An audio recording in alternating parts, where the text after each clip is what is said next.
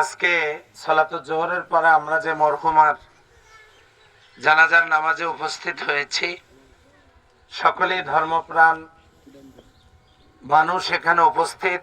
আমরা মরহুমার জন্য দোয়া করি, আল্লাহ যেন তার জীবনের গুনাহগুলোকে মাফ করে দেন। আল্লাহ তাআলার কাছে দোয়া করি, উনি একজন মহিলা মানুষ, নিঃসন্দেহে কারোর সাথে তার লেনদেন থাকার কথা না, তারপরেও চলার পথে আপনাদের কাছ থেকে যদি কোনো পাওনা প্রাপ্য দিক থেকে থাকে, বর্ণনা করার মতো হলে বলবেন, না হলে আল্লাহর হস্তে তাকে মাফ করে দিবেন। মরহুমার জন্য দোয়া করি, আল্লাহ যেন তাকে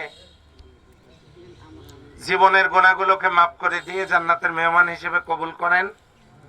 আমি সকালবেলা থেকেই বাংলাদেশ জামাত ইসলামীর কাজে আমরা এই ইউনিয়নে বিভিন্ন ব্যক্তির সঙ্গে একটু কথা বলতেছি।